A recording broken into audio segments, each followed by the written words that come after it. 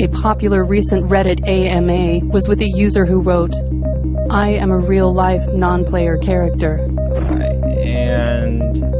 Alright, we're all good. So, a NPC is a non-player character that you will normally see in a video game. They're usually the people that aren't controlled by the player of the video game. They are the characters that were kind of programmed in there. It's kind of like talking to a person in real life, but they only have a set amount of things that they can say. Hey buddy, got a dead cat in there or what? And you only have a specific lines that you can say back to it in response. I can only imagine if I was really a gamer how I would experience social interaction. But even as a non-game player, I sometimes find myself, dealing with non-player characters. I work at a grocery store, and I have a specific list of things that I need to accomplish when greeting a customer and checking out their items. And because of that, it just made logical sense that I create kind of a mental script that I go through with each customer. When this stimuli happens to him, generally speaking, he reacts in this way. It's not terribly different from the code that tells the chickens of Minecraft what to do, or the turtles in Mario Brothers, or the mosquitoes of Maine. They're all kind of operating on the same principles. If this, then that. If not, then don't. It's not too much of a leap to think that consciousness may mean we are being inhabited by some sort of player-type intelligence. The reason everyone loves to be like, oh, small world, is because it is actually, there just isn't enough processing power to render 7 billion consciousnesses.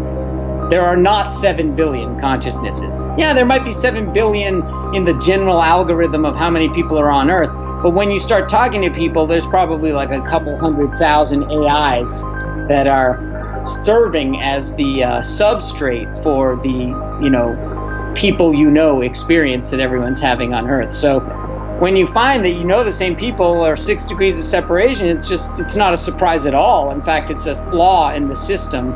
And that's just a limit of the actual processing power of the machine that the sim's running on. Well, have you ever encountered a non-player character? I mean, you encounter them all the time when you're walking down the street and you don't interact with people. Like, it's just like any video game.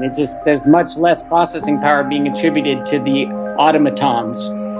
But once you start interacting, then something has to actually serve as the intelligence behind that so-called, human. Society is rapidly secularizing. Religion is completely falling apart. And there's elements of that are wonderful. I think religion plays an overly restrictive role in people's lives too often. Certainly the religion I was raised in does. But I do know people from my childhood in a fairly evangelical Christian world who, wanted to, would have committed violent acts if only God, if only God wouldn't punish them for it. Now, why it takes God to do that as opposed to one's own honor and self-worth and love for the neighbor, I don't know. But that was the case, right? I believe that this thought that we're living in a simulation, I think that is going to just increase in popularity. And for people who are content to see both sides of an argument and that doesn't split our heads in two, for people who are content to see shades of gray, I think that's a fine idea, because we don't, it doesn't change anything about my daily life necessarily, and it shouldn't. So if I'm a simulation, okay. So if I was created by a creator God, okay. So if I'm a random sparking of cells, okay, fine. It doesn't change much about how I am living day to day. But there's a lot of people with very absolutist mindsets, and I think once you tell them, hey, you're a simulation, the nihilistic side of humanity, their first reaction will be then, well, it doesn't matter what I do to anyone else, because I know that I'm real and I feel it, but if there's no proof that they're real, then what's the point of laws? What's the point of all this,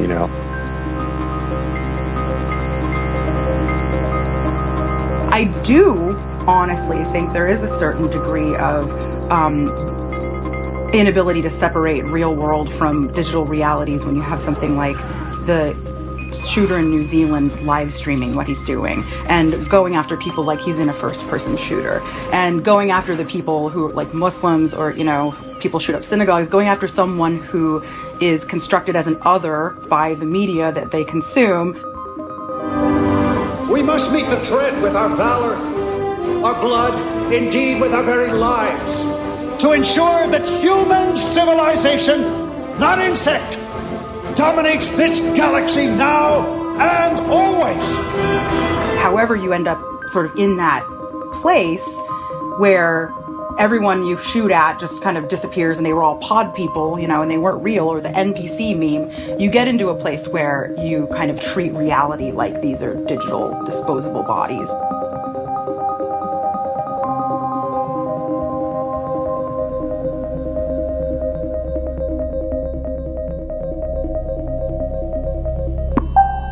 And so one guy might plug in, he's Kanye West. One person might plug in, and he's, instead of doing that, he's, I don't know, Michael Phelps. They plug in and they play and they stay at the top level in some way that they can, doing different exploits. But then you have people who log in. They used to play a lot and they were really good, but then they unplugged and they didn't come back years and years. And the reflection in our reality would be a celebrity that is who was really good and then just fell from grace and never really came back. I can't name a specific celebrity here, plus I don't want to throw that into your film.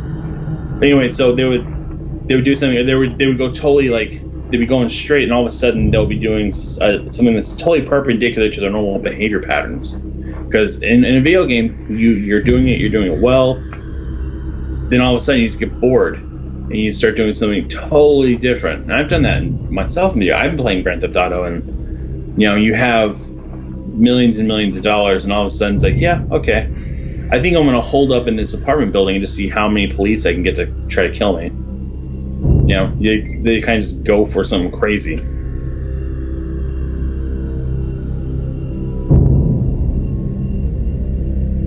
I once said to my uncle, well, what if this is all fake?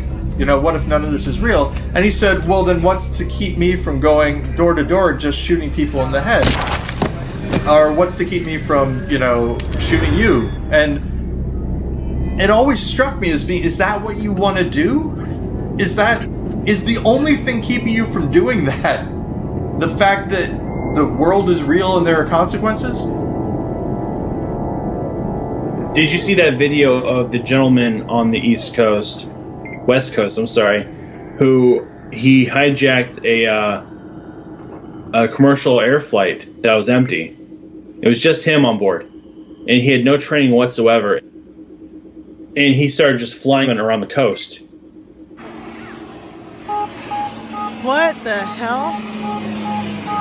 Oh my god. What is happening right now? Did you ever see that?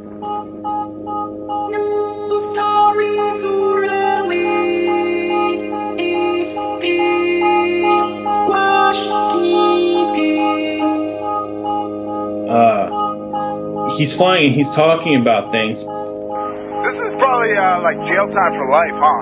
I mean, I would hope it is for a guy like me.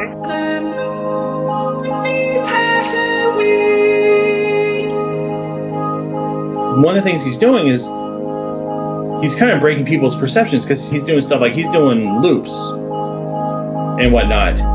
He's getting remarkably close to the ground. He's over the ocean, over the land. He's doing tricks.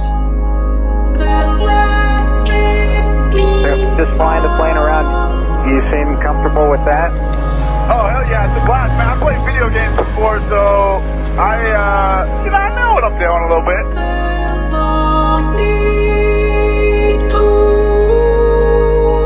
And this is shortly before he crashes purposefully into I believe, an island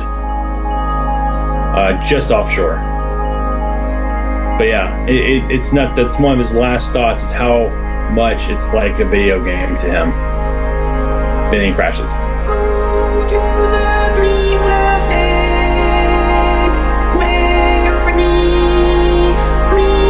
But yeah, there is a dark side. There's people out there who are going to be chaotic about it.